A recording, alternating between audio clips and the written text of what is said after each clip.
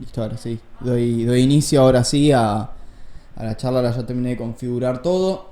Pero no, que esta vez no haya interrupciones de ningún tipo de tecnología, por favor. Así que nada. Bueno, en principio les comento que es esto que hago todos los meses. Me siento.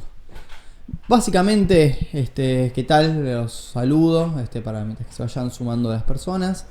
Este, este es un canal donde en general, más o menos una vez por mes, trato de traer algún texto que sea de interés, tanto personal como para pensar algo de la época.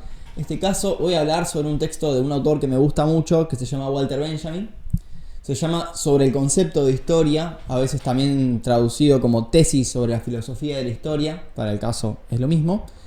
Quizás es más correcto decirlo así, por su nombre en alemán, ¿no? Es un proyecto que inició más o menos en septiembre, o sea, el proyecto no, el de Walter Benjamin no, claramente. Mi proyecto personal de hacer clases mensuales inició en septiembre más o menos del 2022 y hasta ahora, excepto en las vacaciones, vengo haciendo sistemáticamente todos los meses.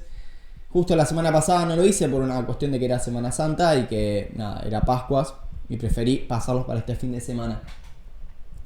También estoy transmitiendo esto por Discord. Discord es una plataforma que está buena, la estoy empezando a usar porque no solo permite una interacción quizás más fluida con las personas, porque pueden activar el micrófono y hablar ahí simplemente, sino que también ahí puedo poner los textos que voy a trabajar, cosa de que si de repente cito o alguna lectura, están los textos ahí para ser descargados y después si los quieren descargar y leer por sus cuentas, están ahí.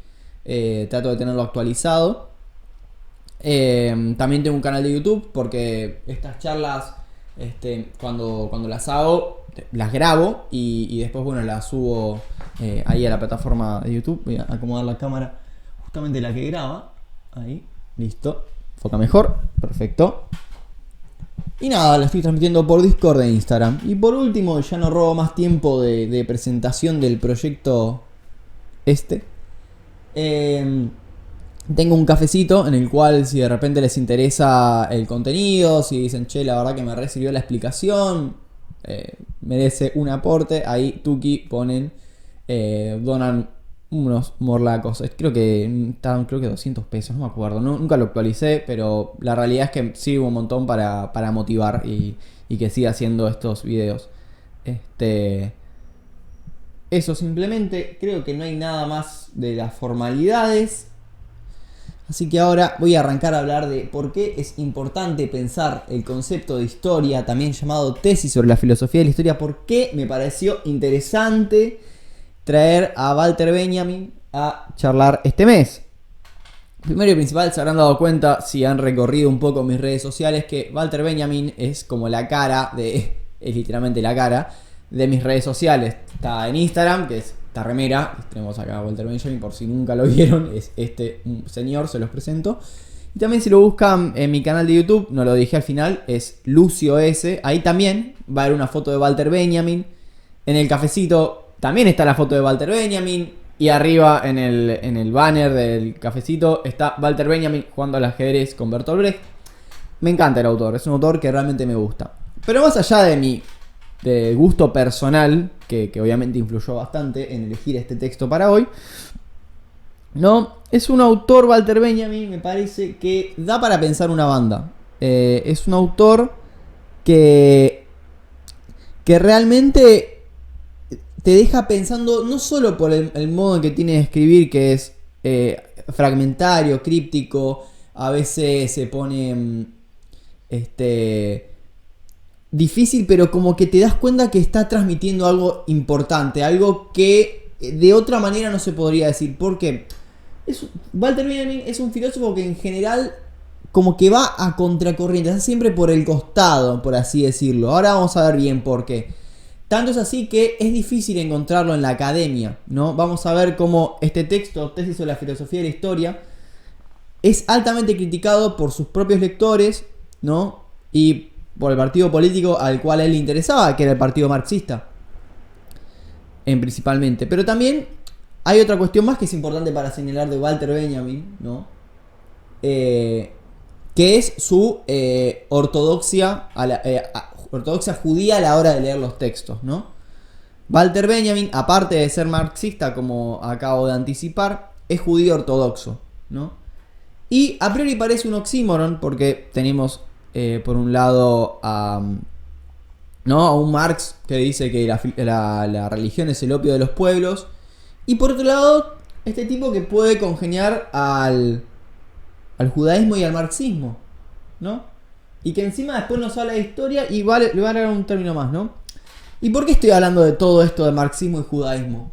Porque este muchacho escribe este texto en la época del nazismo. De hecho, no lo escribí acá, me olvidé el año que es el texto, es 1940.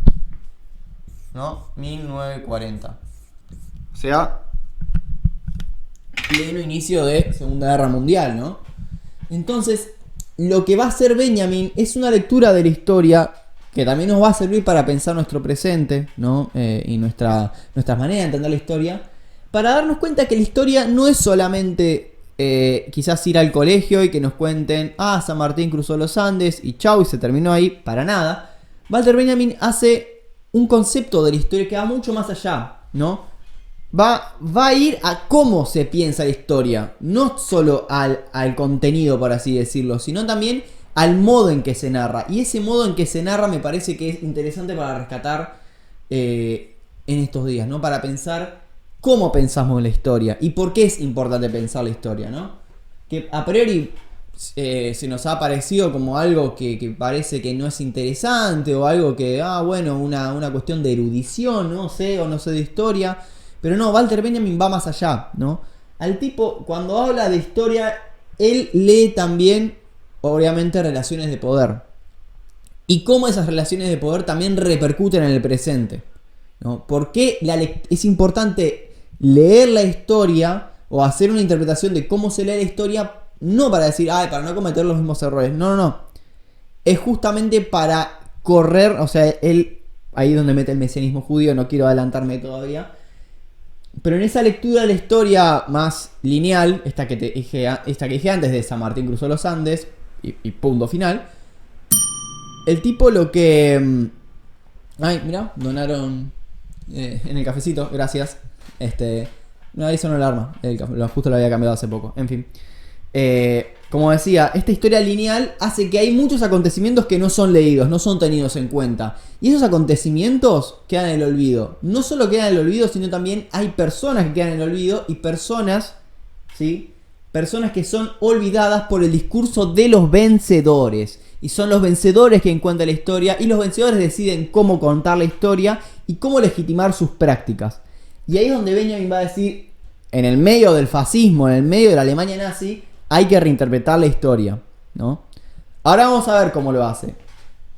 El texto sobre el concepto de historia, ¿no? Es un texto que tendrá 20 páginas, realmente. No es un texto largo. Sin embargo, ni en pedo lo voy a abordar todo. No hay chances. Ustedes se preguntarán, ¿por qué? Capaz hay alguien que ya lo leyó o que ya tiene conocimientos del sobreconcepto de historia y ya lo ha leído o ya tiene algún acercamiento. Es un texto fragmentario, son en realidad 19 tesis. Yo voy a trabajar hasta la tesis número 11, ¿sí? Para no abrumarlos.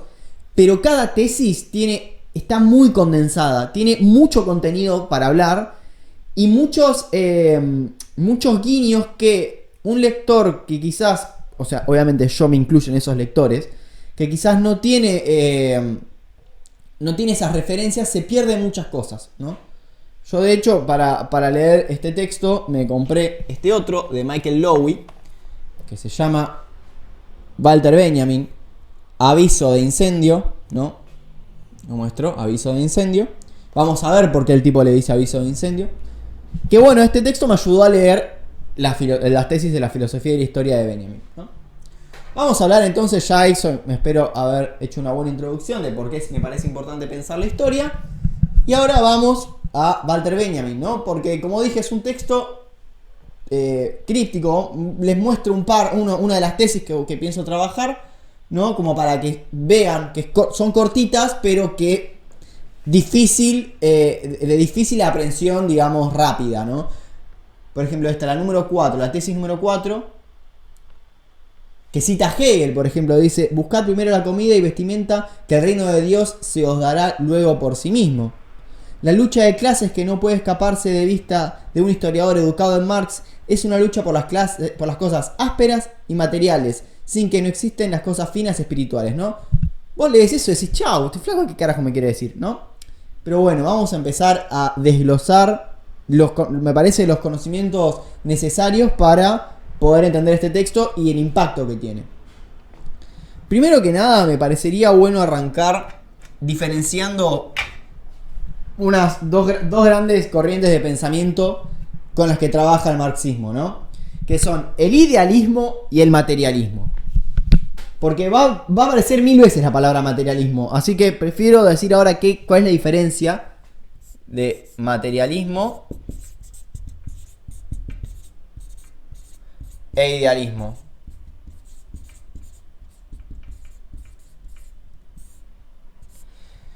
Bueno, la palabra ambos refieren a cómo pensar las cosas, ¿no? La diferencia radical es pensar qué viene primero, la idea o la materia, o sea, la cosa o la idea de la cosa. Por ejemplo, el idealismo dice: yo puedo entender que existe una lapicera porque primero tengo la idea de lapicera y después encuentro esa idea en la materia. O sea, primero... Ay, cierto que se me acaba la tinta. Primero la idea. Primero idea. Y después materia. El materialismo es todo lo contrario. Dice: yo entiendo que existe una lapicera, un coso, me sale plumón, pero nada que ver. Un marcador, porque primero existe la materia y la materia me construye la idea, ¿no? Esto que parece una idiotez es una discusión muy larga que hubo dentro de la izquierda, en realidad, no dentro del marxismo, ¿no? Marx es conocido por ser un materialista histórico dentro de la filosofía. El materialismo no tiene acá que ver con una persona que le gusta comprarse muchas cosas, tipo: ay, sos re materialista, te fijas solo en las cosas. No, porque Marx es materialista, pero hace un concepto, usa el término materialista en este sentido. Primero entiendo la materia y después genero una idea acerca de esa materia. ¿Cuál es? O sea, ¿por qué plantea esto Marx, no? Antes, cuando Marx estaba estudiando, era un joven, supongo, no sé a qué edad exactamente, insisto, de Marx no tengo mucha lectura, había lo que se llamaba una juventud hegeliana de izquierda. Remite a Hegel, ¿no? Ahora vamos a ver la importancia de Hegel en esto. Hegel es un filósofo considerado idealista, ¿no? Pero pará, vos me dijiste que existe una juventud hegeliana de izquierda. Sí, ¿y qué dice Marx? El idealismo en Hegel, o sea, pensar la idea primero y después la materia, hizo que se arruine absolutamente todo y que el obrero esté explotado, básicamente. Por ejemplo, Marx habla del idealismo cuando habla de la religión, por ejemplo, ¿no? Entonces, yo entiendo que existe el borrador, por ejemplo, porque está la idea divina del borrador, gracias a Dios, y bueno, lo puedo entender, ¿no? Es una idea divina que puedo reconocerla en el borrador. Y eso a Marx claramente no le gustaba, por eso es que dice: la religión es el opio de los pueblos. Y dice: no, está bien la teoría de Hegel, pero hay que sacarle el idealismo y volverlo materialista. Y a partir del materialismo dice: voy a interpretar la historia así y no así, ¿no? Porque Hegel es conocido por haber hecho una interpretación de la historia, la historia en lo absoluto. De hecho, el texto donde lo hace se llama Fenomenología del Espíritu, donde se da la tarea de explicarlo todo, ¿no? Y dice Marx: está todo muy lindo, está bien la explicación, pero no me explica, hay que sacarle esa vertiente teológica idealista, ¿no? Me voy a la materialista. Y empieza a describir lo que se llama las luchas de clases. Dice: la historia se mueve, progresa por lucha de clases. Y ahí es donde surge el materialismo histórico. Materialismo histórico. ¿Qué significa? Entender que la historia está propulsada por la lucha de clases. Es decir, explotadores y explotados, hacen que progrese la historia. Primero hubo amos y esclavos. El esclavo genera cultura, dice Hegel, ¿no? Por eso Marx lo toma, pero le saca la vertiente idealista. Después progresa, se genera el señor y el siervo. Después surge el burgués, estados-naciones. Y después surge el obrero burgués. Pero siempre es motorizada por la lucha de clases. Eso es el materialismo histórico. Ver en la historia las luchas de clases. Insisto con este término, no tanto con esto otro. Porque esto sí es lo importante, entender que el materialismo histórico es el progreso de la historia pensada en términos de luchas de clases, de vencedores y vencidos, de explotados y explotadores, ¿sí? Esto es importante, ¿no? Esto es lo que después, bueno, se hizo todo un trabajo intelectual y de ahí viene el comunismo, que la idea del comunismo es tratar de abolir todas las clases sociales, ¿no? ¿Qué es lo que hace Benjamin? Dijimos que Marx agarró y dijo, le vamos a sacar la religión porque la religión es el opio de los pueblos.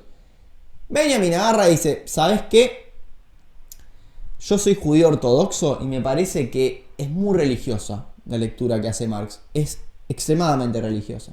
Entonces, por un lado tenemos a un Benjamin comunista, ¿no? Porque a Benjamin le interesa la lucha de clases. De hecho, tengo un video sobre él. Que se llama Para una crítica de la violencia, si les interesa. Ahí habla de cómo es que la violencia en los discursos se legitima, ¿sí? Para oprimir a los obreros, a los explotados y legitimar el discurso de los vencedores, ¿no? Y bueno, ¿y cómo se organiza el derecho en torno a eso? Al derecho penal, jurídico, es en ese sentido, ¿no? Entonces tenemos a un Benjamin que le interesa esa lectura de Marx, ¿no? De materialista histórico, lucha de clases. Por otro lado, dijimos que era judío ortodoxo, por lo cual va a leer en esto, y vamos a ver cómo, va a leer... Ahí, se escribe mal. Cómo esto imprime lo que se llama el mesianismo.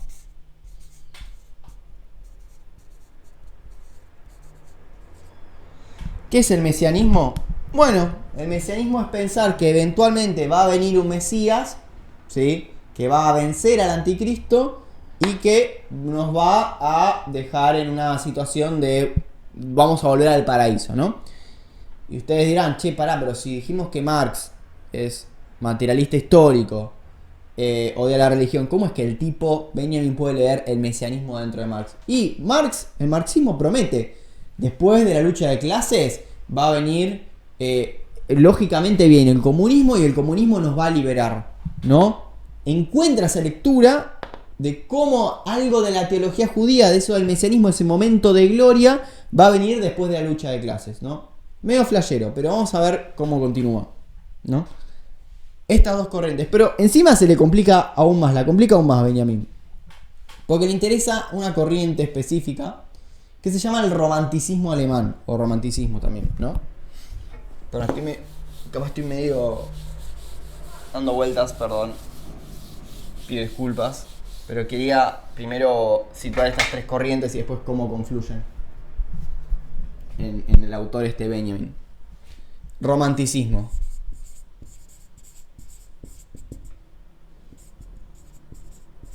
Ahora sí, romanticismo. Bien. ¿Qué es el romanticismo? ¿No? Para entender el romanticismo, primero hay que entender de dónde viene, ¿no? Más o menos es una corriente artística, ¿no? A veces a Benjamin se lo piensa como un filósofo que estudia la historia de la cultura artística, una cuestión así le llaman, ¿no? Y está un poco alejado de lo que verdaderamente es, porque en sí no construye nunca un sistema filosófico Benjamin, pero para encapsularlo, para entenderlo, se lo intenta aprender de esa manera, de como un autor que le interesa la historia cultural del arte, porque bueno, habla del romanticismo. ¿Qué es el romanticismo? Bueno, se opone a lo que se llama el clasicismo.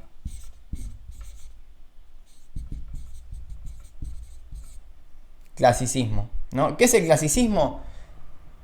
Es una corriente artística que intenta adecuar la naturaleza en sus obras. Una obra clasicista es la Mona Lisa, por ejemplo, ¿no? Vos ves la Mona Lisa e intenta interpretar a una persona, a una mujer en este caso, de manera como se nos presenta, ¿sí? Entonces no busca una perspectiva, no busca un punto de vista, no. Todos deberíamos, si nos situamos en ese lugar, ver a la Mona Lisa de igual modo, ¿sí? Por lo cual entiende a la naturaleza como, a la naturaleza la entiende como una sola, ¿no?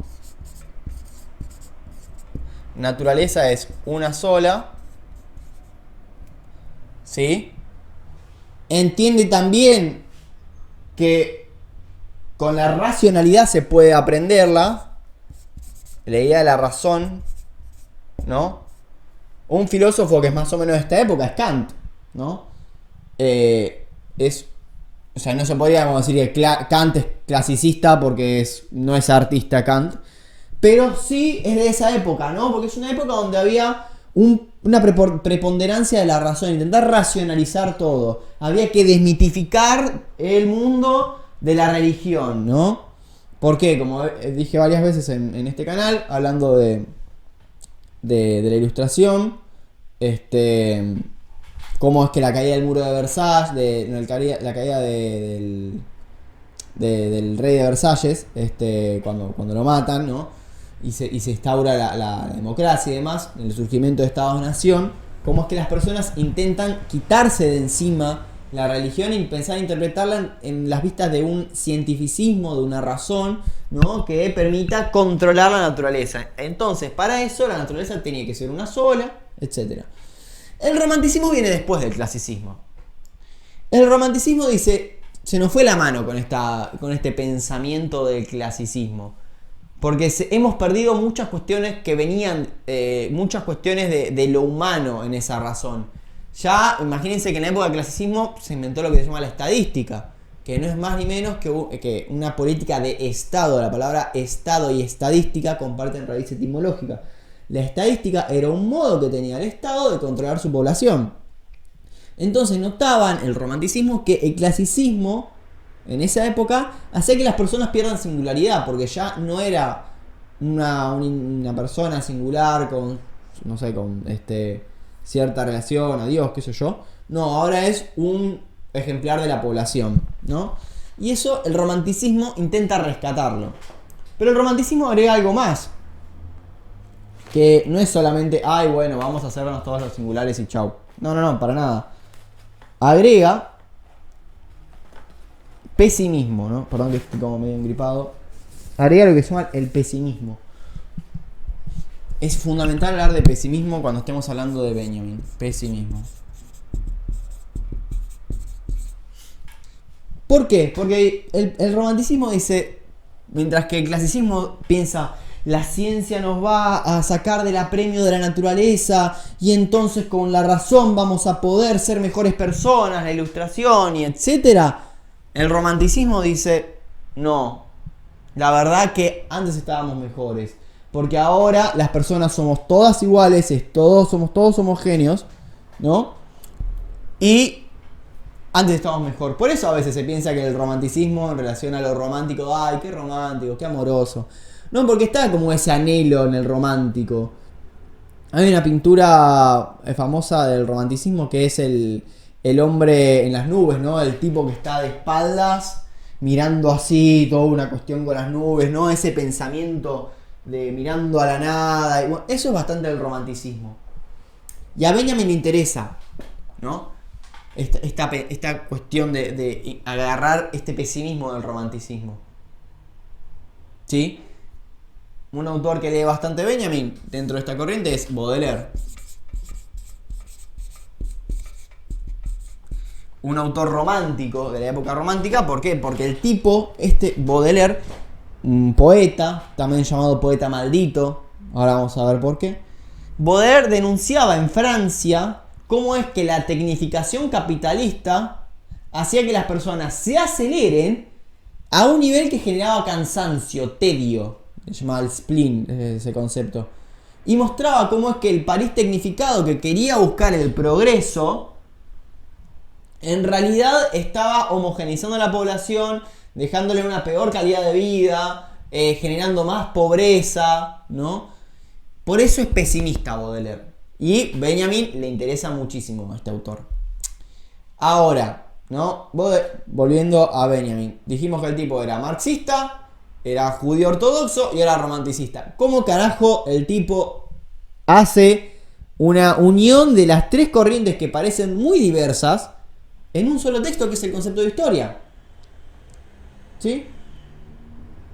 En realidad, en general, en su obra es medio así. Por eso es tan difícil estudiar a Benjamin, ¿no? Porque es junta estas tres corrientes que parecen que no tienen nada que ver, se pelea con todo el mundo. O sea, pelea no de discutir personalmente, sino discute con autores en ese sentido. Es un tipo que es difícil de encasillar. Justamente, lo que nota en los discursos más conservadores, no conservadores, en los discursos fascistas, porque como dije, este es un autor que hay que entenderlo en la Segunda Guerra Mundial, es que está esta noción de progreso, está esta noción de la raza aria, que es mejor, ¿no? Somos mejores, somos moralmente superiores, por eso, ¿no? Con el uso de la ciencia, la tecnología. Él notaba esos discursos y decía, hay que organizar el pesimismo, decía Benjamin, ¿no? Entonces, dice, no, esta cuestión que pensamos que es de progreso, que ahora somos mejores, en realidad nada que ver, ¿no? Esto es importante, la noción de progreso, ¿cómo la va a pensar acá? El progreso. Benjamin es un autor que se encarga de dilapidar cualquier discurso progresista, ¿sí? Porque a veces se piensa que el progresismo es, un tipo hippie que va a tomarse birras en Palermo y que va al slam de poesía. No tiene nada que ver el progresismo con eso. El progresismo puede ser tanto esa persona como puede ser un nazi, ¿sí? Ambos podrían tener discursos progresistas, porque el progresismo lo que quiere decir es aceptar que la humanidad, o sea, a acreditar discursos en los cuales la humanidad, por simple efecto natural, progresa y siempre va a ser mejor y siempre va a llegar a un buen término y no hay que hacer nada, hay que dejar el curso natural de la ciencia, del pensamiento, y vamos a progresar. Eso es el progresismo, ¿sí? Y eso a Benjamin no le gusta. ¿Por qué no le gusta? Porque dentro del progresismo nos vamos a dar cuenta que impone una moral, y en ese momento de imponer una moral deja fuera gente. Deja fuera un montón de gente que ha perdido, ha perdido vencido justamente, que no se adecúan a esa moral y que son desdeñados. ¿Sí? Vamos a ver cómo es que pasa esto, ¿no? Entonces, él dice, no hay que abogar esos discursos de progreso. ¿En qué contexto escribe todo esto que acabo de decir? Dijimos 1940, estalla la Segunda Guerra Mundial, el año anterior, en el 39, y la Gestapo empieza a perseguir a las personas, ¿no? Que no sean raza aria, o también a los judíos, a los marxistas, y también persiguen a, los gitanos, los negros, etc. Obviamente, Benjamin, al ser judío y marxista, es un tipo, y encima intelectual, tiene todos los targets de ir a buscarlo, que lo querían agarrar a él para exterminarlo justamente. Entonces Benjamin empieza a escaparse de la Gestapo, 1940, hasta que llega a la frontera España-Francia, ¿no? España, creo que era España-Francia o España-Portugal. El lugar es Portbou, no me acuerdo si es España-Portugal o Francia-España, no recuerdo bien. Creo que era Francia-España. ¿Y qué pasa? Cuando llega a este lugar, Portbou, se declara la Guerra Civil Española, ¿sí?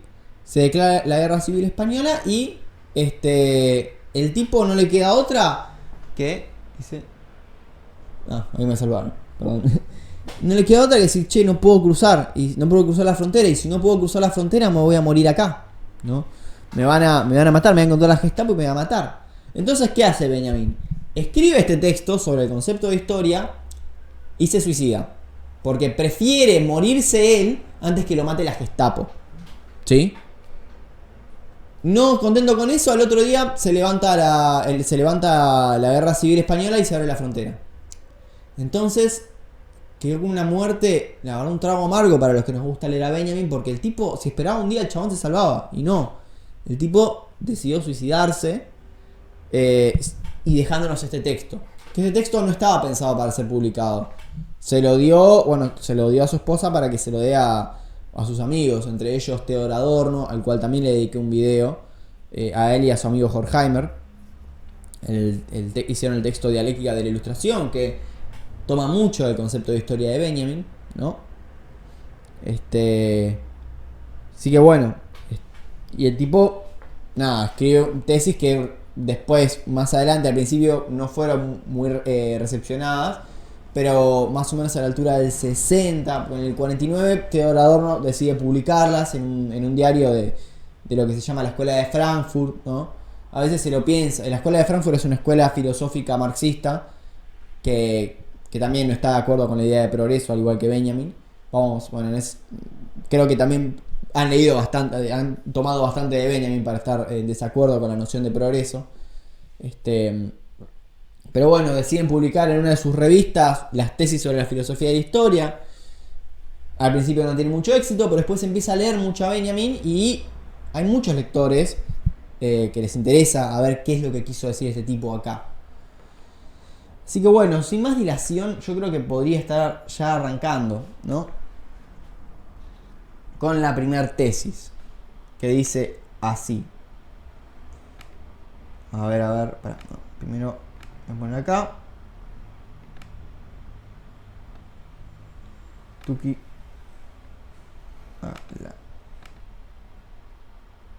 Espero que no se me tilde mucho. Yo acá lo estoy transmitiendo en Discord, las tesis, por las dudas.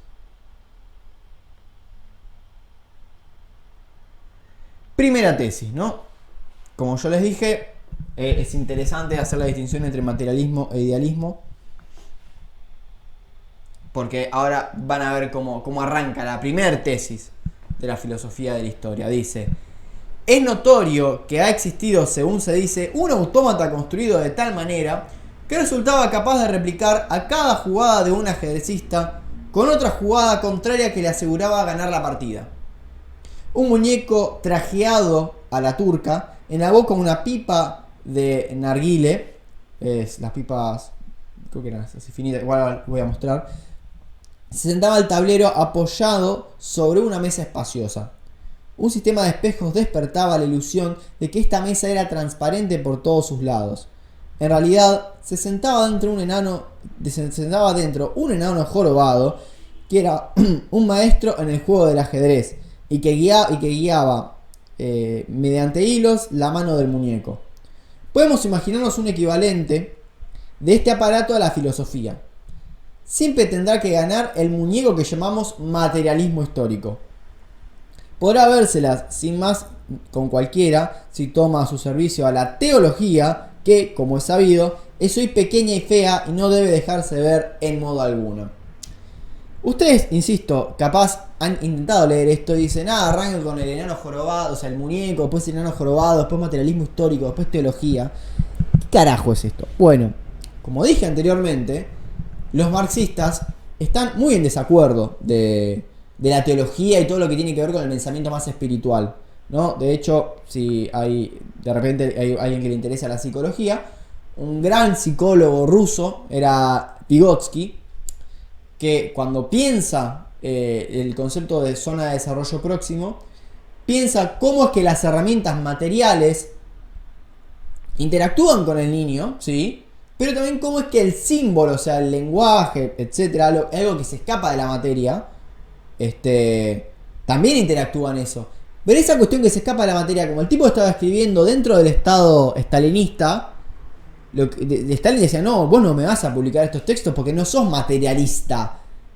Imagínense, o sea, en ese momento el materialismo histórico, o sea, el marxismo, estaba totalmente en desacuerdo con cualquier pensamiento que se escape de lo que ellos llaman la materia, de cualquier pensamiento así, por así decirlo, simbólico, cualquier pensamiento religioso. No, ¿se entiende? Entonces, ¿qué es lo que dice Benjamin? dice el ajedrecista, por un lado vos ves al muñeco, al autómata que parece un robot, gana todas las partidas, pero adentro hay algo feo que es la teología. El muñeco es el materialismo histórico, entonces vos tenés, poner que sea la mesa, acá está el muñeco y acá está el enano, ¿no? Vos lo que ves es el muñeco que gana todas las partidas, que este es el materialismo histórico. Y adentro está el enano que controla. Y esta es la teología. ¿Qué es lo que quiere decir? El muñeco. O sea, lo que quiere decir es que el muñeco tiene algo feo, horrible, que no debe ser mostrado, porque si no se pierde el encanto. ¿Qué es también lo que quiere decir? El materialismo histórico dentro de sí tiene religión. Esto, insisto que para esa época era bastante chocante, porque ¿cómo decir un marxista que hable de teología? Y pensémoslo, lo que dije anteriormente, pensémoslo.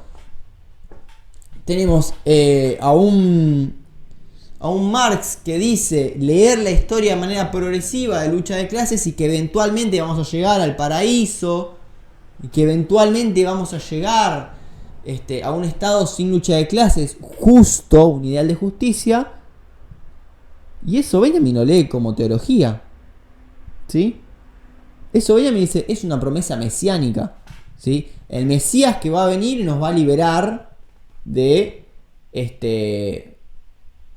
nos va a liberar de todos nuestros males, que es la opresión de los burgueses, ¿sí? Pero no tiene que dejarse ver la teología, porque si no espanta. Y dice, voy a citar otra parte más, que dice que cuando dice que el enano es quien sin el enano no se puede ganar, ¿no? ¿Qué significa ganar para Benjamin en este texto? Dice, siempre tendrá que ganar el muñeco que llamamos materialismo histórico. Eso quiere decir, siempre tiene que ganar ¿Por qué? Porque la historia natural dice que la lucha de clases dentro del marxismo hace que eventualmente se llegue a ganar. Por naturaleza, el próximo estadio después de burgués y obrero tiene que ser comunista. Los marxistas dicen eso, ¿no? Pero el siempre tiene que ganar puede ser leído de dos maneras, ¿no? El ganar puede entenderse como ganarle a la burguesía o ganarle, mejor dicho, al enemigo, ¿no? El juego de ajedrez. Pero también puede ser ganar la interpretación histórica.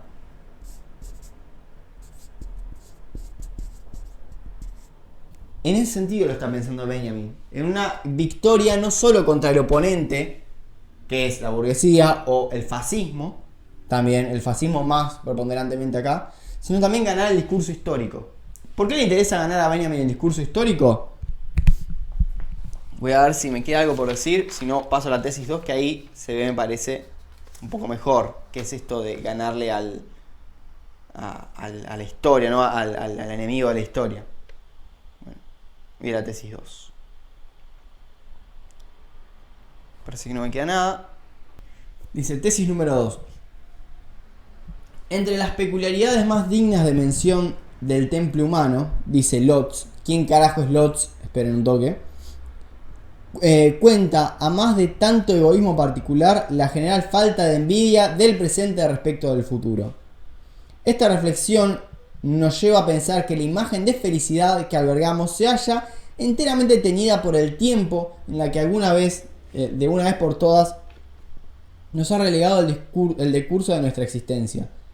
La felicidad que podría despertar nuestra envidia existe solo en el aire que hemos respirado, entre los hombres con los que hubiésemos podido hablar, entre las mujeres que hubiesen podido entregársenos. Qué mala traducción esta. Va, medio rara. En otras palabras, en la representación de felicidad vibra inalienablemente la redención, ¿no? Y lo mismo ocurre con la representación del pasado, del cual hace la historia asunto suyo, ¿no?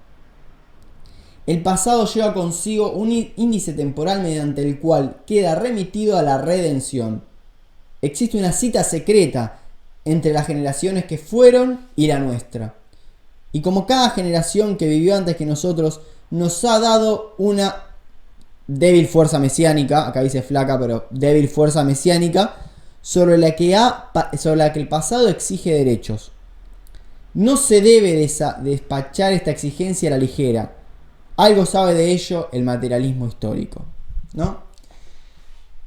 Insisto, esto es muy difícil, vos decís, no está queriendo decir nada, es como habla medio raro, ¿por qué habla de Lotz? ¿Quién carajo es Lotz? Bueno, Lotz es, por lo que estuve buscando acá en el libro de Michael Lowy, es un metafísico idealista, o sea que es más teólogo, ¿no? Más le interesa más la religión y demás. ¿Qué es lo que dice Lotz? Bueno, tiene una crítica al progreso, ¿sí? Está también en línea esto de criticar a la idea progresista de que siempre vamos a mejorar, pase lo que pase. Por eso lo toma. Pero acá en esta cita dice la falta de envidia que tiene el presente respecto de su futuro, ¿no? Raro, ¿no? Yo acá lo interpreto como una manera de interpelar al lector y decir, en esta noción de progreso, a veces hay veces donde el presente no tiene envidia al futuro, digamos, el futuro debería ser mejor, ¿no? Esta reflexión nos lleva a pensar la imagen de felicidad que albergamos está teñida por el tiempo, o sea, la felicidad tiene que ver con un pensar temporal, no tiene que ver, como después dice, no tiene que ver con las personas con las que nos relacionamos, las mujeres con las que estamos, etcétera, sino más bien tiene que ver con una noción temporal, ¿sí? Y acá está raro, traducido en general, la palabra felicidad remite a redención. Es otra palabra en alemán, que ya les digo cómo es. ¿Dónde está? No la tengo anotada.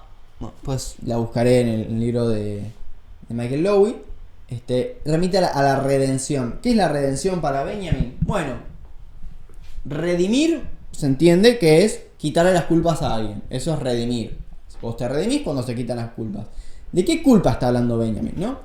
Como he dicho, en las interpretaciones históricas suele pasar de que la historia es contada por los vencedores. Y los vencedores deciden cómo contar la historia y los vencidos quedan relegados a ser interpretados por aquellos que les ganaron la batalla, básicamente. Entonces, redimirlos sería recordarlos y rememorarlos y traerlos al presente y reinterpretarlos. Eso es la redención. Por eso es que dice, el pasado lleva consigo un índice temporal mediante el cual queda remitido a la redención. Existe una cita secreta entre las generaciones que fueron y la nuestra. Y como cada generación que vivió antes que nosotros nos ha dado una débil fuerza mesiánica, solo que el pasado exige derechos. Aquellos que fueron vencidos en el pasado, dice Benjamin, nos exigen a nosotros, o nos piden, nos solicitan, que los recordemos y los interpretemos y los traigamos en el presente. Aquellas personas que han sido vencidas por el discurso de los vencedores, hay que retomar esas vivencias para justamente quitar la culpa, rememorándolas, trayéndolas al presente y poniendo en atención la interpretación que tiene los vencedores de la historia. ¿Sí? Y por eso dice que el materialista histórico algo sabe de esto, ¿no? Es necesario que un materialista histórico tenga en cuenta esta lectura, ¿no? Esta lectura de redención. Ahora bien, ¿por qué habla de débil fuerza mesiánica? Porque no es... O sea, se puede interpretar eso de varias maneras. Hay una cita de Lutero que dice: mi fuerza nace de los débiles, es decir, del pueblo. Pero también se puede pensar la débil fuerza mesiánica, me parece más apropiada pensarla con que no tenemos tanta capacidad de redimir a los muertos, por así decirlo. No hay esa capacidad. No tenemos esa capacidad de decir, bueno, tengo tanta potencia, listo, reinterpreto la historia. No, es débil. Pero no por eso hay que dejarla pasar. No por eso no hay que hacerlo, ¿no? Tenemos un pacto tácito con los vencidos, ¿sí? Que nos exigen. Piensen en las campañas del desierto, por ejemplo, en Argentina, ¿no? Cómo es que Roca limpió a los pueblos originarios Y sin embargo, nada, lo tenemos en un billete, ¿no? Y cómo esos pueblos originarios se han perdido, ¿no? Y diría Benjamin, ok, depende de nosotros en el presente retomar, ¿sí?, esas memorias y traerlas. Creo que no me dejo nada para la tesis 2. Viene la tesis 3, que está muy relacionada a la tesis 2. Y dice lo siguiente. Cortita. El cronista que narra los acontecimientos sin distinguir entre los grandes y los pequeños da cuenta de una verdad. O sea, que no distingue entre grandes y pequeños acontecimientos, ¿no? Que nada de lo que una vez haya acontecido ha de darse por perdido de la historia. Por cierto, que solo la humanidad redimida le cabe por completo en suerte de su pasado. Lo cual quiere decir, solo para la humanidad redimida se ha hecho su pasado citable en cada uno de los momentos. Cada uno de los instantes vividos se convierte en una citación a la orden del día, pero precisamente del día del juicio final. Acá Benjamin nos introduce la figura del cronista. ¿Quién es el cronista? El cronista es quien anota los hechos históricos, pero se puede prestar una confusión, decir, capaz el cronista, ojo, porque no hay nada más de discurso de los vencedores que el cronista, ¿no? Y acá no, acá dice Benjamin, el cronista instruido en el materialismo histórico, en las luchas de clases, dice, tiene que estar atento de no distinguir los grandes y los pequeños acontecimientos. Los grandes acontecimientos dicen, esto fue un grande acontecimiento en la historia. Claro, porque les sirve a las personas que tienen cierto poder legitimar su poder, ¿no? Entonces, las grandes batallas que nos permitieron ganar tal terreno nos permite entonces decir que por esto era necesario ganarle, por ejemplo, a los pueblos bárbaros, que es interesante cómo surge la palabra bárbaro en los romanos, por ejemplo, ¿no? Tenemos un pueblo romano, un imperio romano que tiende a expandirse, y que al que no es romano es bárbaro. Fíjense que incluso nos llega hasta hoy esa interpretación. La palabra bárbaro viene de lo que escuchaban los romanos cuando escuchaban a alguien que hablaba distinto a ellos, que es algo así como vara, escuchaban una cuestión así. Por eso, bueno, son los bárbaros. O sea, los que son ajenos a nosotros. Y hay que culturizarlos, por eso hay que vencerlos, porque son gente inculta. Nosotros traemos la cultura, ¿no? Eso es lo que dice el vencedor. El cronista, por otro lado, que es quien narra la historia, instruido en materialismo histórico, y como sabe que la historia se cuenta a través de las luchas de clases, ¿no? Interesa la lucha de clases. Hay que tener cuidado cuando se hace esta distinción, ¿no? Se hace esta distinción tan tajante entre los grandes y pequeños acontecimientos, ¿no? Porque si vos lees una historia lineal, grandes acontecimientos hacen que ahora seamos mejores. Va por ese lado, esa línea del progreso. Y Benjamin no le gusta, claramente, porque eso deja de lado un montón de gente. Justamente. Vamos a la cuarta tesis, que es la que había leído al principio. Buscad, dice un epígrafe de Hegel, buscad primero comida y vestimenta, que el reino de Dios se os dará luego por sí mismo, ¿no? Arranca así. La lucha de clases, que no puede escapársele de vista a un historiador educado en Marx, siempre dice lo mismo. Es una lucha por las cosas ásperas y materiales, sin las que no existen las finas espirituales, ¿no? A pesar de ello, estas últimas están presentes en la lucha de clases, de otra manera a como nos representamos un botín que le cabe en suerte el vencedor. Están vivas en ella como confianza, como coraje, como humor, como astucia, como denuedo, y actúan retroactivamente en la lejanía de los tiempos. Acaban por poner en cuestión toda nueva victoria que logren los que dominan. Igual que las flores que tornan al sol su corola, así se empeña lo que ha sido por virtud de un secreto de heliotropismo. ¿Esto qué carajo quiere decir el chabón? Envolverse hacia el sol que se levanta en el cielo de la historia. El materialista histórico tiene que entender de esta modificación la más incomprensible de todas, ¿no? Primero, arranquemos por la cita de Hegel. Buscad primero comida y vestimenta, que luego el reino de Dios se os dará por sí mismo. como dije anteriormente, Hegel era un idealista. Por lo cual, acá está diciendo algo como, che, primero asegurate de comer que después va a venir el reino de Dios. Que en realidad es una inversión de un pasaje bíblico, creo que era Pedro, no me acuerdo quién lo decía, que decía todo lo contrario. Primero asegurate el reino de Dios y vas a estar bien, básicamente. ¿Y por qué Hegel en 1807 dice eso? Bueno, por lo que estuve investigando, en ese momento Hegel no tenía laburo. Entonces estaba buscando en los diarios a ver si podía escribir algún artículo. Y bueno, es un momento donde Hegel pasó hambre, un tipo idealista, de que primero viene la idea y después la materia, que primero el espíritu y demás. El tipo termina diciendo todo lo contrario, ¿no? Esto le interesa rescatar a Benjamin. No cita a Hegel en sus textos claves, no, cita cuando Hegel se está cagando de hambre. Por eso también es difícil recuperar ciertas nociones de Benjamin, ¿no? Y entonces arranca hablando de esa distinción entre espíritu y materia. Dice que Marx, o sea, los marxistas, espero que no se haya escuchado la moto, bueno, que los marxistas se centran en pensar la historia en lo material, ¿no? Y se les escapan las cosas espirituales, ¿no? Pero el problema de esto, ¿no? Voy a ir a la tesis 3 a ver lo que tengo anotado. Dice que, bueno, la tesis 4 ya. Para que busque donde tengo acá.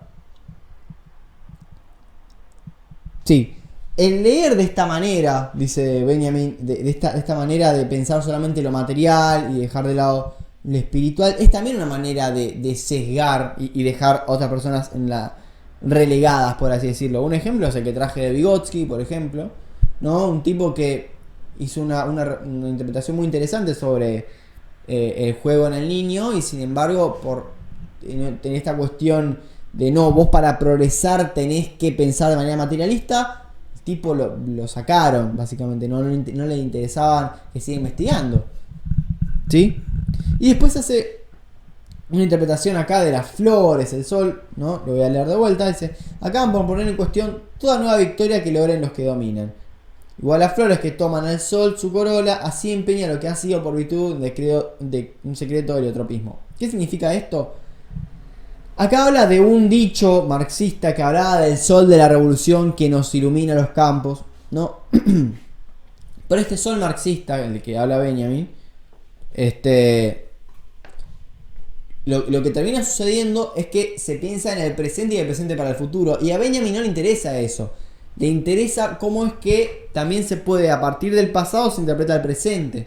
Le interesa no a la versión del futuro de progreso, porque justamente a Benjamin no le interesa esa interpretación de progreso. Le interesa todo lo contrario. Redimir y rememorar las cuestiones pasadas, y a partir de ahí se va a generar una mejora. No a nivel de progreso, pero sí se genera una mejora. Diferencia de, por la técnica y la ciencia, y bueno, y la raza aria, etcétera, se va, ¿no? Voy a ver si me queda algo para decir de esta tesis. Si no, paso a la siguiente. Así que no mucho más. Acá. Este es interesante, ¿no? Porque acá mete un concepto más. Dice, la verdadera imagen del pasado transcurre rápidamente. Tesis 5. Al pasado solo puede retenérsele en cuanto imagen que relampaguea, para nunca más ser vista, en el instante de su cognoscibilidad. Perdón, esta traducción es malísima, pero es la que encontré para que puedan leerla todos. La verdad no se nos escapará.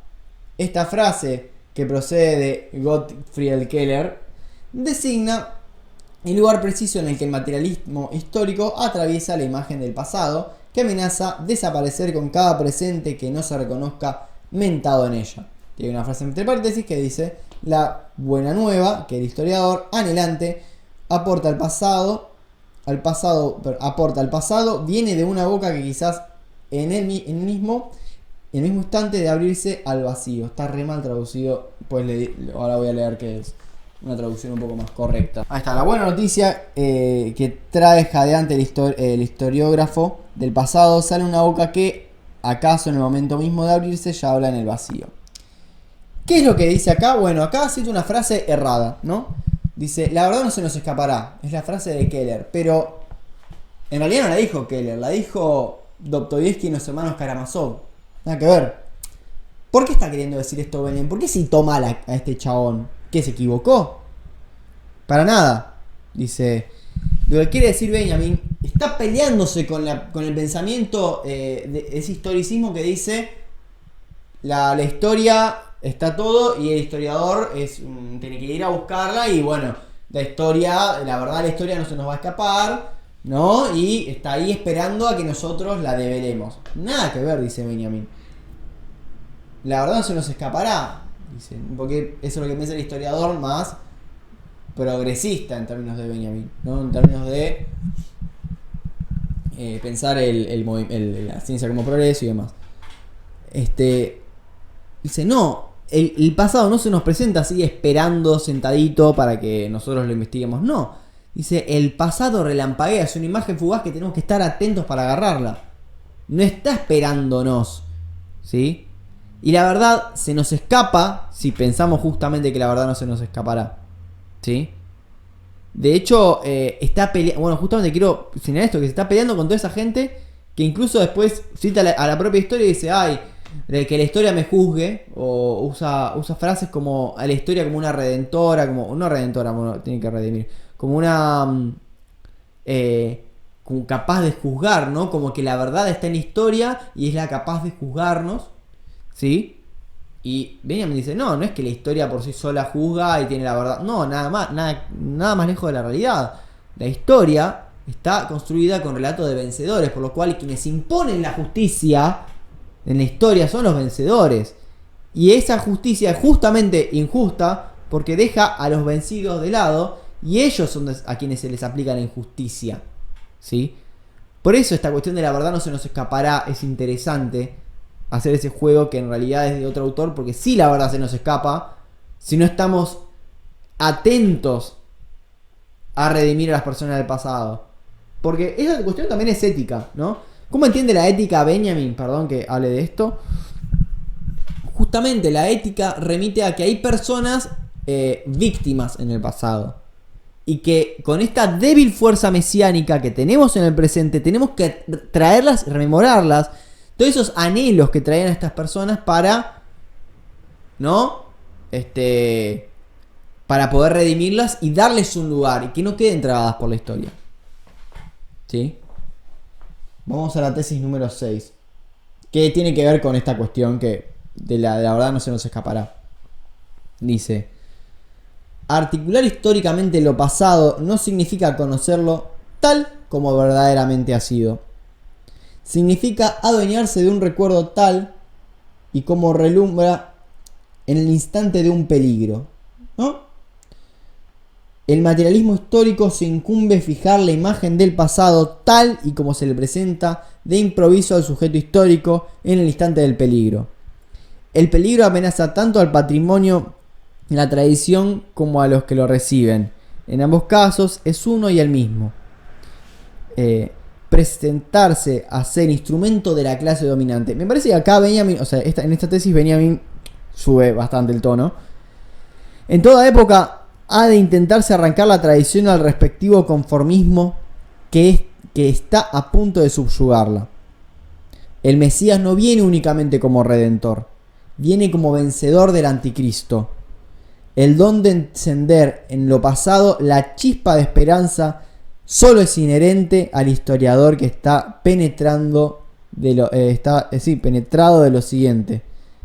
Está re mal traducido, perdón. Tampoco los muertos estarán seguros ante el enemigo cuando éste venza, y este enemigo no ha dejado de vencer. La frase última es terrible, porque piensen que el chabón se estaba a punto de suicidar. O sea, el tipo lo estaba persiguiendo el fascismo, y el chabón escribe esto y se suicida. O sea, dice, los muertos no estarán a salvo cuando el enemigo vence y el enemigo no ha dejado de vencer. Ya voy a llegar a esa última frase impactante, pero voy a ir más antes. Perdón, traducción de internet que pensé que iba a ser decente. Voy a agarrarla de mi libro, que me parece que es más piola. A partir de ahora leo de esta traducción. Dicho esa salvedad, bueno, dice al principio, ¿no? Esta cuestión de... ¿cómo es que decía? Pensar históricamente tal como verdaderamente ha sido, ¿no? Hay que contar la verdad de los hechos, no porque lo está sesgando, la posta no, porque ojo, porque hay discursos que son así, que parecen sonsos, que parecen discursos que hablan de la historia, pero la historia es importante, dice Benjamin, la historia es importante. No dejemos que estos discursos caigan en la clase dominante. Muchas veces por esta pretensión de objetividad de contar las cosas tal como ha sido, ¿sí?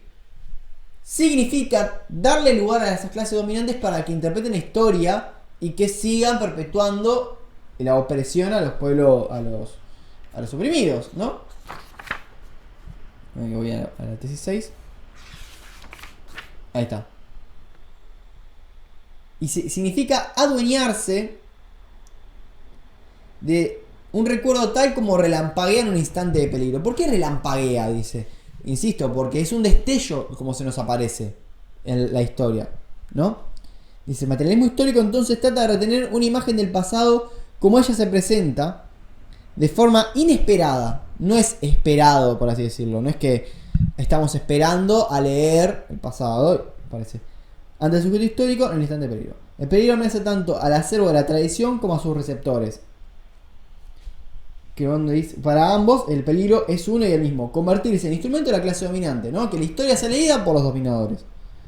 En cada época hay que intentar sustraer, esto es lo que me interesaba, hay que intentar sustraer a la tradición del conformismo y de ese modo superarla. ¿Qué es la tradición del conformismo? Primero, pensar que la historia es ociosa, pensar que la historia tiene que ver con un cuentito, empieza, termina y chao. También es conformista porque no hay ninguna crítica ahí, ¿no?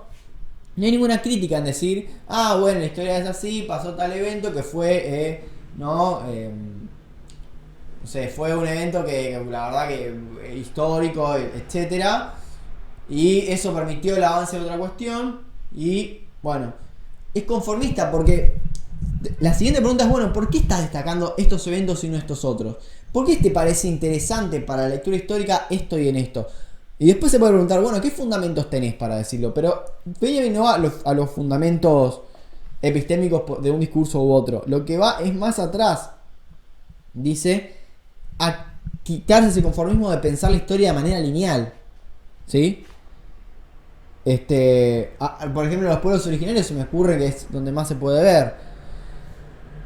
Sí, no es hace mucho que se están empezando a reivindicar los pueblos originarios. ¿Cuánto tiempo estuvo la cuestión de civilización y barbarie en el pensamiento argentino, ¿no? Donde había que civilizar en miras a la europea, a los gauchos, a los indígenas, ¿no? Justamente, y esto es conformismo, porque como el progreso está allá y hay que adaptar a esta población que es puros bárbaros, ¿no? En ese sentido, no hay que quedar en ese conformismo. En cada época hay que intentar sustraer la tradición del conformismo. Dice, el Mesías no viene solo como el Redentor, viene como el vencedor del anticristo. ¿Quién es el anticristo? Bueno, acá Benjamin piensa en el anticristo como el fascismo. El fascismo alemán es el anticristo, claramente. Estamos hablando de 1940. Pero el anticristo, bíblicamente, no viene solamente como, no es el tipo de los cuernos, feo, que asusta, no. El anticristo puede ser una persona muy seductora, una persona que atrae gente, ¿no? Y que las masas se sienten seducidas por este.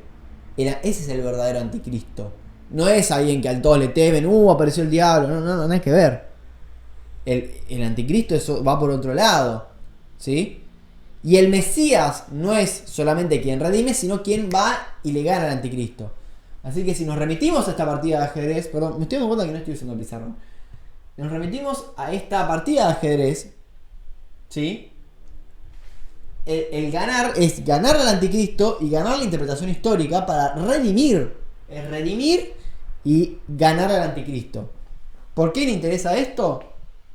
Porque si gana el anticristo, ni siquiera los muertos estarán a salvo del enemigo cuando él venza. Y el enemigo no ha cesado de vencer. Tremendo. ¿Por qué? Ni los muertos están a salvo. ¿Qué significa? El anticristo, o en este caso el fascismo alemán, es quien después tuvo la potestad de interpretar las muertes de los judíos. Hasta que, bueno, fue vencido y se interpretó de otra manera. ¿Sí? Ahora dirán, pero es obvio que el fascismo alemán estaba mal, es obvio, sí, porque ahora somos re civilizados, somos re progresistas, ¿no? Vamos a ver que Benjamin tiene una lectura para ese progresismo que dicen, Ay, güey, pero es obvio, son unos monstruos el fascismo alemán, ¿no? Ojo, porque no es por la lectura del progreso, dice Benjamin, que hay que criticar al fascismo alemán. No quiero adelantarme. Pero justamente el vencedor es quien interpreta a los muertos. Campañas del desierto, por ejemplo. El saqueo de los franceses a Egipto. Y entonces las reliquias de los egipcios que están en los museos franceses son el historiador francés, arqueólogo que fue a Egipto, ¿no? Y le sustrajo a Egipto su arte, ¿no? Imagínense. Eso es que ni los muertos están a salvo cuando el enemigo vence y el enemigo no ha dejado de vencer. Tesis número 7. Arranca con una cita de Bertolt Brecht que dice: considerar lo oscuro y el gran frío en este valle que resuena de lamentos. La ópera de los 3 centavos. Fustes de Coulanges recomienda al historiador que, si quiere volver a vivir una época, debería quitarse de la cabeza todo lo que sepa del curso posterior de la historia. Mejor no puede definirse el procedimiento que ha roto el materialismo histórico. O sea, él no va a estar de acuerdo con quitarnos cualquier pretensión de la época, bla. Es un procedimiento de empatía. Su origen es la desidia del corazón. También podemos decir la pereza del corazón, ¿no? La asedía que desalienta a apoderarse de la auténtica imagen histórica, que fulgura fugazmente. Según los teólogos de la Edad Media, se consideraba que este sentimiento era la causa originaria de la tristeza. Flaubert, quien se familiarizó con ella, escribe: pocos adivinarán lo triste que uno tiene que estar para querer resucitar el Cartago.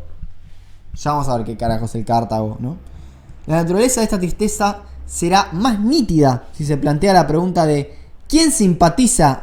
¿con quién simpatiza el historiador? La respuesta es sin duda con el vencedor. Los dominadores de cada época son los herederos de aquellos que alguna vez vencieron. Por lo tanto, la empatía por el vencedor estará siempre del lado de los que han dominado en cada época. Con esto se ha hecho suficiente para el materialista histórico. Quienes han vencido hasta este día marchan en el cortejo triunfal de los dominadores de hoy, de los dominadores de hoy, que hoy estamos redactados. Quienes han vencido hasta este día marchan en el cortejo triunfal que los dominadores de hoy realizan sobre los que hoy yacen en la tierra. Como se acostumbra en este cortejo, portan consigo el botín. Se lo designa como bienes culturales. Ellos deberán contar en el materialismo histórico con un observador distante, dice. Pues lo que este observador ve como bienes culturales tiene sin excepciones un origen que no lo puede pensar sin horror. La existencia de estos bienes es deudora, no solo del esfuerzo de los grandes genios que lo crearon, sino también de la servidumbre anónima de los coetáneos, o sea, de sus contemporáneos. No hay nunca un documento de cultura que no sea a la vez documento de barbarie. Y así como el documento no está libre de la barbarie, tampoco lo está el proceso de transmisión por el cual ha pasado de uno a otro. En la medida de lo posible, el materialista histórico se aparta de tal transmisión. Considera que es su tarea cepillar la historia a contrapelo. Acá hay dos frases fuertes de Benjamin que son citadas frecuentemente, que es: no hay documento de cultura que no sea al mismo tiempo documento de barbarie, y cepillar la historia a contrapelo. Pero vamos por partes, vamos del principio. ¿Quién es Fustes de Coulanges? Ese no es nada más y nada menos que otro historiador positivista, otro historiador que piensa que se puede agarrar la historia y estudiarla tal como fue, que no hay sesgos por los vencedores, etc. Pero acá introduce la empatía, dice. Cuando un historiador va con esta cabeza, empatiza con los vencedores, perdón. Y esto hace una pereza del corazón, ¿no? ¿Qué es la pereza del corazón? No hacer historia crítica. De hecho, el concepto de historia crítica medio que nace en esta escuela de Frankfurt, el concepto de crítica, de teoría crítica. Y en la historia, bueno, Benjamin es un gran exponente de historia crítica. ¿De qué es el criticismo respecto a lo tradicional? De historia crítica respecto de historia tradicional. Bueno, la historia tradicional es empatizar con los vencedores, es legitimar las prácticas y decir, bueno, ahora somos más civilizados porque le ganamos a los bárbaros Y ahora tenemos sus bienes culturales. Eso es básicamente. El crítico dice, no somos mejores ahora. Nada que ver. No, pero absolutamente nada que ver. El crítico realmente dice, no, hay que cepillar la historia a contrapelo. Los vencedores son quienes portan el discurso histórico y con ello legitiman sus prácticas, ¿sí? Y después dice, estos historiadores marchan el cortejo triunfal. Ustedes, es muy interesante, ¿no? Michael Lowy en su texto de Benjamin, Aviso de Incendio, explica qué es este cortejo triunfal. Bueno, ustedes, por ejemplo, el Arco del Triunfo, ¿no? En Francia. El Arco del Triunfo en Francia, ¿no? Un arco a la civilización a tope, una escultura gigante, ¿verdad? Divina. Pero en una de sus partes, en el Arco del Triunfo, vemos que hay un montón de luchadores con un candelabro judío. Es una de las pinturas que está dentro del Arco del Triunfo. ¿Qué significa esta pintura? Bueno, es cuando los egipcios, los romanos creo que eran, invadieron al pueblo judío. Bueno, alguien invadió al pueblo judío. No me acuerdo si eran los egipcios, romanos, creo que eran los romanos. ¿Qué significa esto? Y tomaban al candelabro judío, el de las, creo que eran 7 velas, lo tomaban como un premio.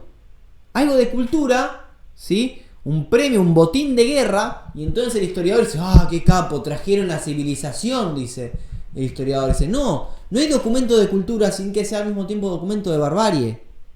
¿Por qué? Es un acto de barbarie, o sea, está festejando la muerte de un montón de personas, trayéndole la civilización, ¿no? Todo eso significa.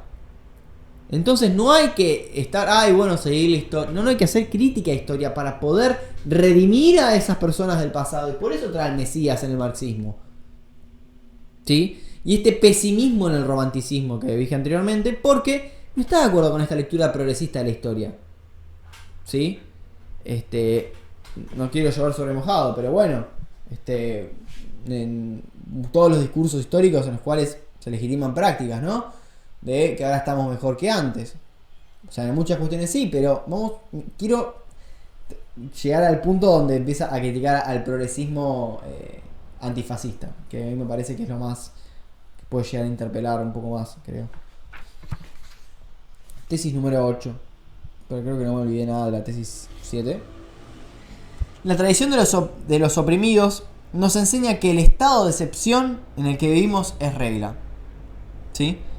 Debemos buscar de concepto de historia que se corresponda con dicho estado. Debemos buscar un concepto de historia que se corresponda con dicho estado.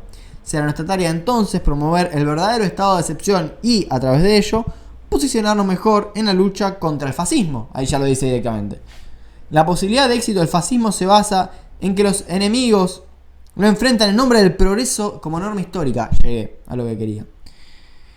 El asombro ante el hecho de que las cosas que vivenciamos sean aún posibles en el siglo XX no es en absoluto filosófico. No se encuentra al comienzo de ningún conocimiento excepto de la representación de la historia de la cual este proviene sea insostenible.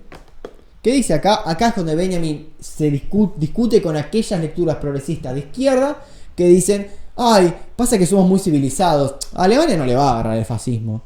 Eso es lo que dice. El fascismo para los italianos que son brutos, ¿no? Alemania, como somos un pueblo civilizado, no vamos a tener fascismo. Eso pensaba la izquierda progresista. ¿Qué quiere decir esto, no? Hay lecturas dentro del progresismo, incluso hoy por hoy, ¿no? Que decimos, ya somos mejores con todo el tema de, la diversidad y la diversidad, ¿cómo se llama esto? En la salud mental y que antes tenemos tratamiento y ahora antes se estigmatizaba más y qué sé yo, y vos ves que cada vez hay más ítems en el DSM. Entonces, ¿hasta qué punto hay progreso? Sí, o sea, inventaste muchas patologías nuevas. O con la sexualidad me parece que incluso hay otro autor que habla de este progreso en la sexualidad, esta lectura errónea del progreso en la sexualidad, que es Foucault, ¿no? Para ver cómo es que esta lectura progresista de ahora somos mejores y como somos mejores no nos va a pasar algo malo, está totalmente errada. Dice Foucault al principio de Historia de la Sexualidad 1, cuando plantea la hipótesis represiva, ¿no? Antes estamos reprimidos sexualmente, en la época victoriana, dice Foucault, y después, nos liberamos y ahora ya está, ahora hablamos mucho de sexualidad, nos liberamos de las ataduras, ¿no? Y nada que ver, dice, nunca se habló tanto de sexualidad como en anteriores épocas. Y empezó a ver Foucault en la historia de la sexualidad cómo es que estos discursos de sexualidad proliferaban una banda, a pesar de que se haya pensado que antes no, y que ahora como somos mejores, sí, somos piolas, ¿viste? ¿No? En ese sentido, con la tecnología lo mismo. Y antes, para ir de un lugar a otro tardábamos 1000 años, pero ahora como tenemos el avión mejoramos, ¿no? El progreso técnico. Y después decir, bueno, sí, pero también el progreso técnico nos trajo déficit de atención una banda. El progreso técnico también trajo que un alimento dure un montón de tiempo y tenga miles de conservantes y después eso genere un montón de problemas a nivel orgánico, ¿no? En nombre del progreso. Siempre en nombre del progreso, en general, para Benjamin dice, está el poder que le interesa dominar, básicamente. Y la historia no es onza. La historia no tiene que, dice Benjamin, que no tiene que estar al servicio de los poderosos. Porque si al servicio de los poderosos, estos después utilizan la historia para legitimar justamente el progreso. Piensa en el metaverso, cómo a veces se piensa ese progreso lineal y necesario, casi natural. A eso apunta Benjamin, ¿no? Dice, debemos promover el estado de excepción. ¿La norma cuál es? El progreso. Decir que siempre estamos mejores. Hay que constantemente decir, no estamos mejores, estamos peor. Porque esa lectura del romanticismo y del clasicismo. El clasicismo dice que estamos mejores, no. Porque nos quitaron la singularidad. Ahora somos máquinas dependientes del trabajo, básicamente. Eso es más o menos una lectura más de Baudelaire, ¿no? Por eso hay que poner siempre un estado de excepción, cuestionar eso a Benjamin. Y no es una actitud filosófica decir, ahora somos mejores que antes. Dice, por eso no tiene nada que ver. Cuando dice el asombro ante el hecho de que las cosas que vivenciamos sean aún posibles en el siglo XX, no es en absoluto filosófico. No es inteligente decir, ¿cómo es posible que el fascismo alemán haya ganado en Alemania si somos recivilizados? No es filosófico, eso es sonso, dice incluso. Novena tesis, y ya me estoy acercando al final, ¿no? Esta es la tesis más citada, la más trabajada, y creo que es casi vos pensás tesis sobre la filosofía de la historia y pensás en esta tesis. Dice, mi ala está lista para el vuelo. Retornaría gustoso, pues aún siendo yo tiempo vivo, tendría poca dicha, dice Gerard Scholem, ¿no? ¿Quién es Gerard Scholem? Bueno, es quien le enseñó a Benjamin todos lo que conoce él sobre la teología judía, sobre el misticismo judío. Básicamente, leyó mucho a Benjamin Scholem, fue un gran maestro para él. Dice, hay un cuadro de Klee llamado Angelus Novus. En él se representa a un ángel que parecía estar a punto de alejarse de algo que lo aterroriza. Sus ojos y su boca están abiertos de forma exagerada y sus alas extendidas. Este debe ser el aspecto del ángel de la historia. Es el ángel que ha vuelto el rostro hacia el pasado.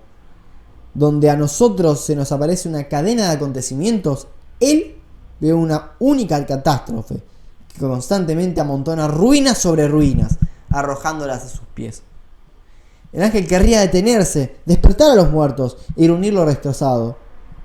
Pero desde el paraíso sopla un huracán que, como se envuelve en sus alas, no le dejará plegarlas otra vez.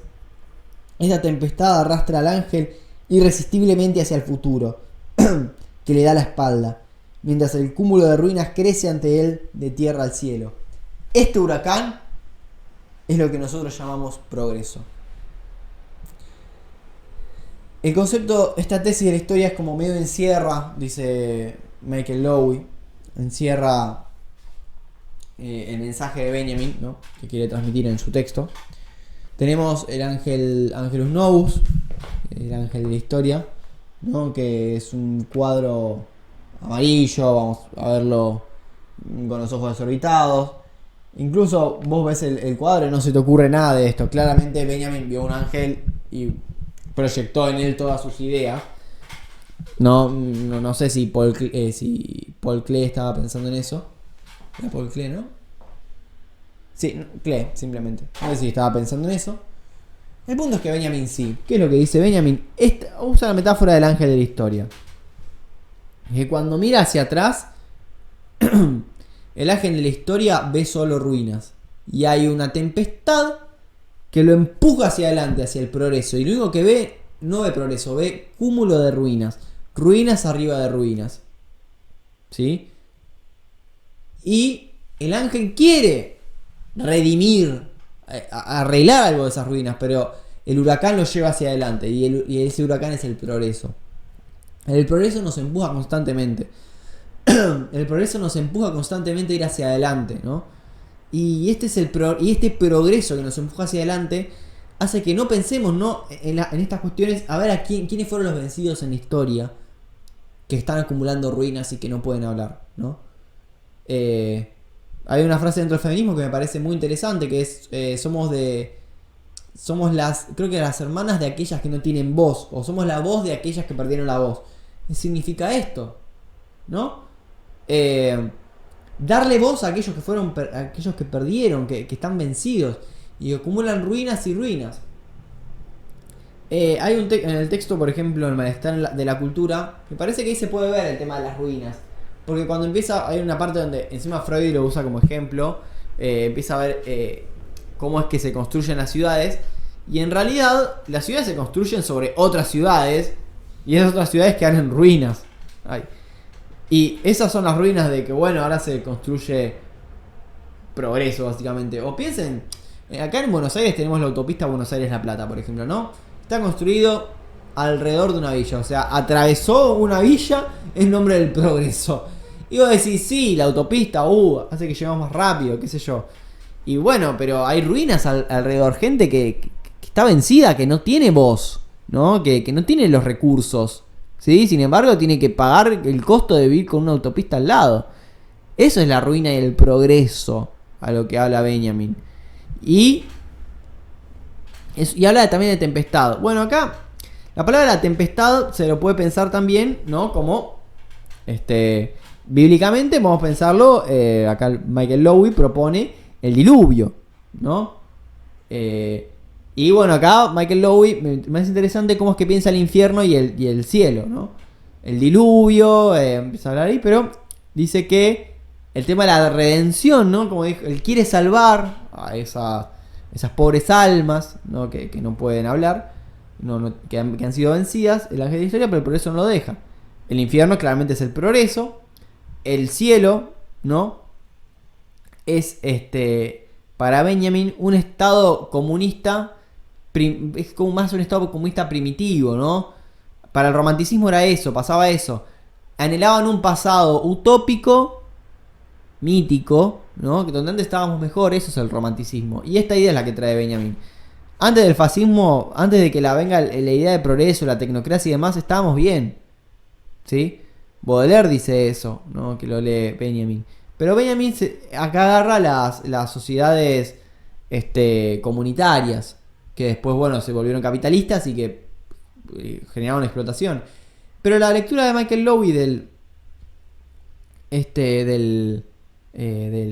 infierno me parece interesante, ¿no? Porque es el eterno retorno de lo mismo, lo llama así. ¿Por qué es el eterno retorno de lo mismo? Eso también lo podemos pensar en el obrero que va a la fábrica y está constantemente haciendo la misma tarea repetitiva, ¿sí? Y que encima, en nombre de la modernidad, ahora tenés más beneficios. Y en realidad te venden lo mismo con distintos nombres en nombre del progreso. iPhone 7, iPhone 11, iPhone 13X, qué sé yo, son todos más o menos lo mismo, ¿viste? No, porque ahora estamos progresando, ¿viste? Ahora es mejor. Pero flaco, es lo mismo, ¿me entendés? A eso apunta, te venden algo igual en nombre del progreso. Es el eterno retorno de lo mismo. Es el padecimiento de Sísifo o de... ¿cómo se llama este otro? No me acuerdo. No me sale creo que es Tántalo, pero no quiero fiarle al nombre. Ya les digo. Sísifo, Tántalo. ¿Cuál es la cuestión del Sísifo y Tántalo? Bueno, Sísifo es no es un dios griego, creo que era semidios, no llegaba a la época a ser un dios, que básicamente retó a los dioses y como castigo los dioses lo obligaron a constantemente subir una piedra por un monte, una montaña, una piedra pesada en una montaña. Entonces es ese padecer eterno. Por el otro lado, Tántalo fue condenado a padecer de sed y hambre en un lugar donde hay un río, un lago mejor dicho, y cada vez que se acerca al lago, el lago retrocede, y un árbol, también cerca de un árbol, con unas frutas deliciosas, al cual cuando Tántalo se extiende, las frutas se le alejan. Y es condenado a padecer hambre Tántalo y Sísifo a empujar la piedra. Esto es el mito del progreso. Que por un lado te dicen que estamos mejores, estamos diferentes, pero seguimos más o menos igual, ¿sí? Y se va a repetir lo mismo a menos que hagamos la revolución, dice Benjamin. Por eso el libro se llama Walter Benjamin, Aviso de Incendio. Hay un texto de Walter Benjamin que se llama Alarma de Incendio o algo así, que está dentro de Calle Sentido Único, ¿no? Es un texto también de Benjamin, un libro, en el cual, Calle Sentido Único es un libro bastante interesante porque es un libro donde el chabón va escribiendo, va recorriendo París, no París, ¿no? O era Berlín, no, Berlín. Va recorriendo Berlín y va leyendo, no sé, nombre, aviso, matafuego, escribe, y es un texto sobre matafuego. Alarma de incendio, calle corriente, no sé, y hace un texto con eso. Es muy interesante. En una de esos está aviso de incendio, ¿no? O alarma de incendio.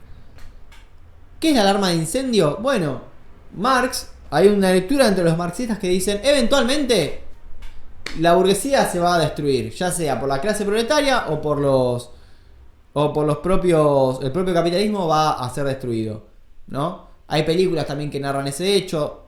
Después cuando lo edite voy a poner el nombre de la película porque ahora no me lo acuerdo. Donde era un festín grande de muchos burgueses que comentando que se ahogan. Bien. Pero dice, ojo, no hagamos que la burguesía se mate a sí misma. No es lo mismo que los proletarios maten a la burguesía o que le ganen a la burguesía que los burgueses se autodestruyan. Por eso hay que saber ponerle, digamos, saber cuándo cortar la mecha a tiempo, ¿no? Eso me parece muy interesante para pensar que hoy por hoy no podemos pensar otra alternativa que no sea el capitalismo. Solamente se piensa el capitalismo destruyéndose a sí mismo. Y fíjense, el capitalismo destruyéndose a sí mismo destruye el ambiente, la naturaleza, a los humanos, pero no se piensa en una alternativa. Y la única alternativa que se conoce es el comunismo y se la critica. A ver, yo claramente no estoy a favor del comunismo tampoco, porque hay que ver si Cuba fue comunista, si Rusia es comunista, si China es comunista. A ver, ¿qué es el comunismo? Es un quilombo. Pero digo, el hecho de que no se pueda pensar una alternativa al capitalismo es preocupante. ¿Sí? Esto es lo que señala Benjamin en aviso de en alarma de incendio. Faltan dos tesis que son las que trabajé, la 10 y la 11, y ya voy cortando. Me suena la nariz que estoy medio pachucho y ya continúo. Los temas de meditación que se prescribían a la regla monástica, a los monjes tenían el objeto de alejarlas del mundo y sus diligencias cotidianas. El razonamiento que aquí perseguimos surge de una determinación similar. En el momento de que los políticos, en quienes habían puesto su esperanza los opositores al fascismo, están en el piso y refuerzan su derrota con la traición a su propia causa. Esta es redirecta, esta tesis. Tal razonamiento tiene intención de liberar a la criatura política de las redes en las que ellos mismos fueron embaucados. Este parte de la tosuda fe de que tales políticos en el progreso, su confianza en la base de las masas, y por último, su servil integración al aparato incontrolable, son tres aspectos de la misma cosa. O sea, la masa, el progreso y servir integración a un aparato incontrolable, creo que ahí habla del progreso técnico. Y con ello, dicho razonamiento tiene la intención de dar noción de lo valioso que ha de resultar para nuestro pensamiento corriente una representación de la historia que evite la complicidad a la que continúan aferrándose los políticos, ¿no? Acá Benjamin va a la yugular de los políticos de izquierda de esa época que pactaban con los nazis, ¿no? En nombre del progreso, en nombre de las masas, pactas con los nazis. Es muy interesante a veces cómo se usa el pueblo y se dice, ay no, porque el pueblo, fíjate que el pueblo en las calles, una marcha y yo creo en el pueblo. No, es, qué sé yo, un montón de gente que convocó, pero eso no habla de que lo que estás proponiendo es mejor. Piensen todas las marchas anticuarentena y motorizados por varios grupos políticos, ¿no? Decir, no, porque el pueblo, en nombre del pueblo, usaban lo que ellos querían transmitir, en nombre del pueblo, que en realidad es lo que yo quiero decir, hago estas cosas, ¿no? ¿Viste? Es jodido a veces usar la voluntad del pueblo para legitimar las propias, o sea, la causa de unos pocos, ¿sí? Y en nombre del progreso, ¿no? El progreso técnico que habla de, bueno, de cómo la tecnología era usada en el nazismo, ¿no? En nombre de la ciencia y demás, se hacían un montón de calamidades. Que bueno, hoy por hoy se entiende que en los métodos del nazismo nada tenía que ver con ciencia, ¿no? Pero a eso iba. Después al principio cuando habla de los monjes, es medio raro, incluso cuando Michael Lowy medio que dice, es medio rara esa comparación, porque decís, sí, pero se apartan los monjes, ¿de quién te querés apartar? ¿De dónde hay que apartarse? ¿No? Es medio así, por eso no le di mucha bola. Pero en síntesis es eso, es cuando políticos que se creen muy distintos unos de otros después terminan transando en nombre del progreso porque era mejor, etcétera, y traicionan la causa. ¿Qué es lo que ven Benjamin? Que la causa comunista estaba siendo dilapidada por todos estos políticos, ¿sí? Y él quería volver a traer esa causa. Bueno, por último voy a la última tesis que trabajé. Hay 8 más que no llegué a trabajar, que son de la 12 en adelante, y voy con la número 11, que dice así: el conformismo, que desde un principio se sintió a sus anchas en la socialdemocracia, impregna no solo la táctica política, sino también sus ideas económicas. Esta es una de las causas de su posterior derrumbe. No hay otra cosa que haya corrompido a la clase obrera alemana tanto como la idea de que ella nada con la corriente. El desarrollo técnico era para la clase obrera el declive de la corriente con la que quería nadar. De ahí había un solo paso hasta la ilusión de que el trabajo fabril que marchaba en el progreso técnico representa un beneficio político. La antigua moral protestante del trabajo celebraba de forma secularizada su resurrección entre los trabajadores alemanes. El programa de Gotha ya tiene las huellas de esta confusión, pues define el trabajo como la fuente de toda riqueza y de toda cultura. Con un mal presentimiento, Marx replicó que el hombre que no tiene otra propiedad más que su fuerza de trabajo debe ser esclavo de los otros hombres que se han convertido en propietarios. Sin prejuicio de esto, la confusión sigue difundiéndose, y Joseph Dietzgen anunció poco después: trabajo significa la salvación de la modernidad. La riqueza consiste en la perfección del trabajo, que puede lograr todo lo que hasta ahora ningún redentor ha logrado. Prácticamente todo lo contrario de lo que dijo Benjamin. Este concepto marxista vulgar sobre qué es el trabajo no resiste demasiado la pregunta por el modo en que su producto beneficia a los propios trabajadores, mientras ellos no pueden disponer de él. Solo quiere percibir los progresos del dominio de la naturaleza y no los retrocesos de la sociedad. Revela así los rasgos tecnocráticos que más tarde serán encontrados en el fascismo. Entre ellos se encuentra un concepto de naturaleza que se diferencia por su carácter ominoso de aquel que esbozaron las utopías socialistas de la Revolución de Marzo. El trabajo tal como es entendido desde ese entonces conduce a la explotación de la naturaleza, a la que se opone con ingenua complacencia la explotación del proletario. Comparada con esta concepción positivista, demuestran su sentido llamativamente sano a las fantasías que tanto material dieron para mofarse Fourier. El trabajo social bien concebido debe tener como consecuencias, según Fourier, que 4 lunas iluminen la noche terrenal, que el hielo se retire de los polos, que el agua de mar ya no sea salada y que los animales presas se pongan al servicio del hombre. Todo esto ilustra un trabajo que es capaz, muy lejos de explotar la naturaleza, dar luz a criaturas que dormitan como posibles en su seno. Con este corrompido concepto de trabajo se complementa de aquella naturaleza que, según expresa Dietzgen, está ahí gratuitamente. Perdón, re larga la tesis, pero voy por partes. Acá pelea con la socialdemocracia. Dice, ustedes en nombre de, ay, el trabajo dignifica, ay, el trabajo, mirá qué lindo, ay, en nombre del progreso, como dice acá, fuente de toda riqueza y toda cultura, en realidad estás explotando obreros. Hoy por hoy se puede pensar un montón, ¿no? Cuando vos entras a una empresa medio multinacional y vos ves que todos sus trabajadores están camisita, computadora, cafecito, ay, mirá qué bien que la estamos pasando en el trabajo. Y en realidad, o sea, son técnicos que les interesa nada, son técnicos que están puestos ahí a laburar explotados y nada, y encima no tienen un sueldo digno, ¿no? Yo tengo una lectura respecto de qué pasó con el tema de la programación, ¿no? Ahora entiendo que se sobreexplotó, está sobreexplotado los programadores en el mercado, pero antes faltaban. ¿Y qué hacía? Creo que se generó una mercantilización, una propaganda respecto a la programación. Ay, sí, porque vos siendo programador no tenés que estudiar en una universidad. No, es más, tenés que dejar la universidad, porque eso pasaba. Había mucha gente que le interesaba pagarle mucho a los ingenieros de sistemas para que no se titulen de ingeniero y tenerlos. Ahora digo bien por qué. Porque la vas a pasar re bien en nuestra empresa, que encima, como sos recodiciado, vos, programador novato, vas a empezar a cambiar de laburo y cada vez vas a ganar más. Vas a laburar para Estados Unidos, vas a ganar en dólares, ¿no? Como ahí se va metiendo y vas a mejorar porque la programación es el futuro. Y ahora está explotadísimo el mercado de programadores, ¿no?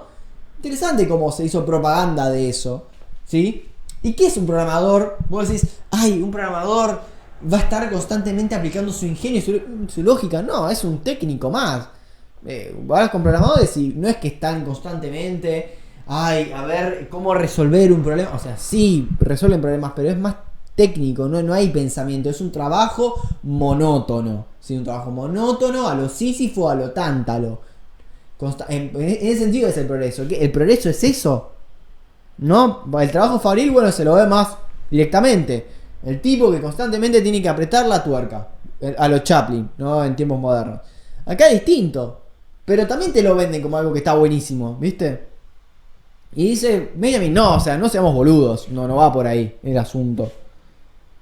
Pero también avanza Benjamin, ojo. Porque también habla de la naturaleza y la explotación de los recursos. ¿Sí? Porque la naturaleza se le aparece al progresismo, se le aparece como explotable, dice, está ahí gratuitamente, y entonces de la naturaleza lo que hay que hacer es ponerla al servicio del humano, y que los animales presas se pongan al servicio, que 4 lunas iluminen, como diciendo, tratar de que la naturaleza coopere en favor de el progreso de la modernidad, que vimos que este progreso de la modernidad no lleva a ningún lado, todo lo contrario, oprime más de lo que hace. ¿Sí? Y hay una lectura que hace Benjamin en un texto que se llama El surrealismo, que dice, dentro de la locomotora del progreso, la revolución es ponerle el freno. O una cuestión así, lo cité medio de memoria.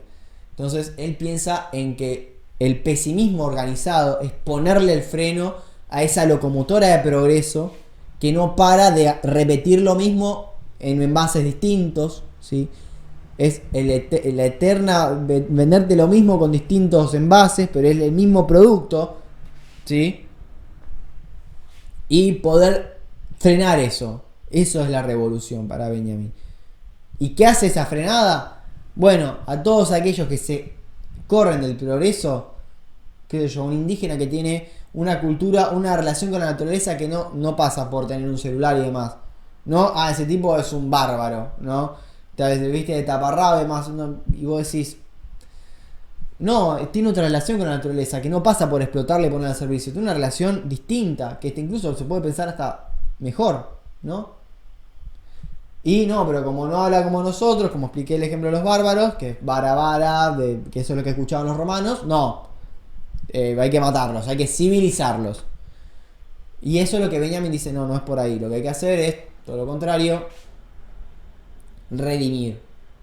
Hay que tomar esas lecturas que han quedado de los oprimidos, traerlas, rememorarlas y redimirlas. ¿Y quién es el Mesías? Perdón, no lo dije en ningún momento. Somos nosotros. Para Benjamin, una lectura posible del Mesías es la humanidad, o sea, la humanidad o la sociedad en conjunto. Cada uno de nosotros porta una débil fuerza mesiánica para redimir a aquellos que hoy no tienen voz. Nosotros somos quienes tenemos esa promesa mesiánica del pasado, ¿sí? No hay que esperar en el futuro del progreso, bueno, en el futuro vamos a estar mejor. No. Hay que actuar ahora y hay que actuar ya, ¿sí? Porque si no le ponemos freno al progreso, nos pisa, ¿sí? Y bueno, la verdad que no tengo mucho más para decir. La verdad, había traído más ejemplos históricos que la verdad prefiero quizás conversarlos en privado.